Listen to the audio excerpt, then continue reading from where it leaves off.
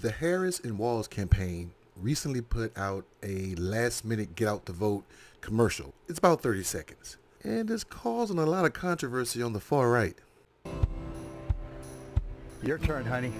In the one place in America where women still have a right to choose. You can vote any way you want. And no one will ever know. Did you make the right choice? Sure did, honey. Remember, what happens in the booth stays in the booth. Vote Harris-Walz. Now I can break this commercial down like a fraction, because when it comes to politics, the one thing that I do love is the very subtle hints that they try to portray even when they're not speaking. Basically, it's two white women married to apparently conservative men. And the voiceover is saying that even though your husband is conservative, you can lie to him and tell him I voted for Trump when you really voted for Harris and Walz.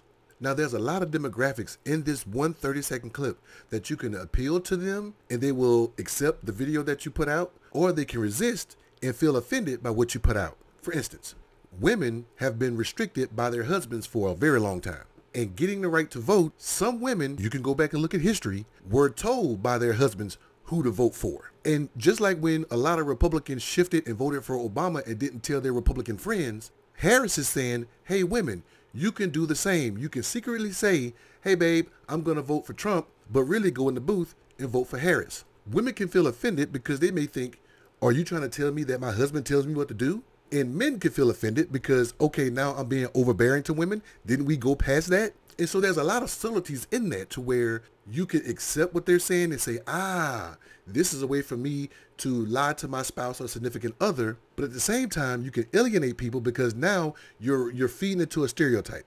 You know, like white conservative man telling his scared white wife who to vote for and checking to make sure she did the right thing. Positive, negative. How do you think Fox responded? Joining us now, former Speaker of the House, Fox News contributor Newt Gingrich. Let me go out on a limb for a second as a historian.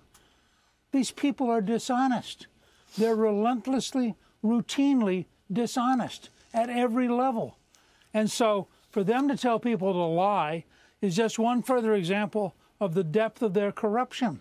I mean, how do you run a country where you're walking around saying wives should lie to their husbands, husbands should lie to their wives? I mean, what kind of a totally amoral, corrupt, sick system have the Democrats developed? If you think about it at that level, it is astonishing the decay. The party of John F. Kennedy, the party of Robert Kennedy, it's gone. I mean, instead of having dignity and patriotism and a sense of morality, these are really sick people. And the more you watch them, to say, oh, why don't you lie to your husband as a publicly advocated ad, that is sick. Oh. And I think we ought to have the courage to say this is a sick, dishonest party. I cut it short for brevity, but you got the gist of what they were talking about. Now, the problem with this was the beginning.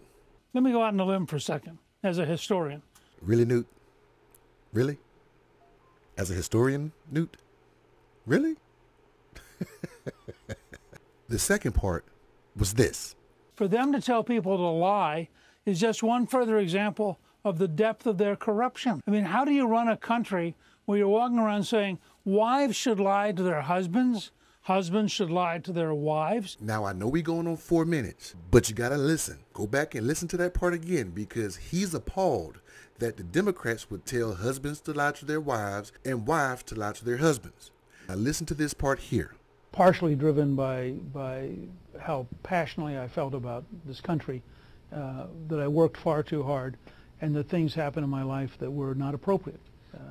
And what I can tell you is that when I did things that were wrong, I wasn't trapped in situation ethics. I was doing things that were wrong, and yet I was doing it. That video was him admitting that he cheated on his wife because he loved the country so much and he was working too hard.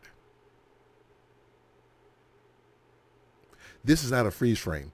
I'm just going to wait. Wasn't that a lie to your wife, Newt? This man admitted to cheating on both his wives.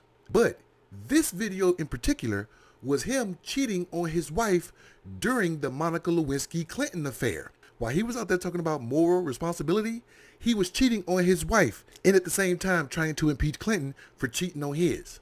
And one last tidbit for you.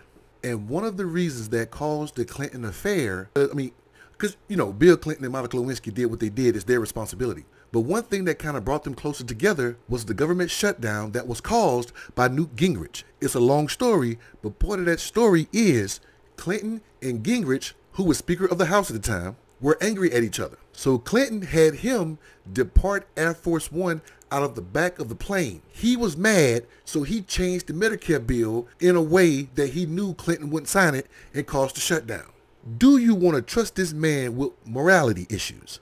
I mean, what kind of a totally amoral, corrupt, sick system have the Democrats developed? I mean, instead of having dignity and patriotism and a sense of morality, these are really sick people. The last time you had morality and patriotism, you cheated on your wife. Both of them. What do you think?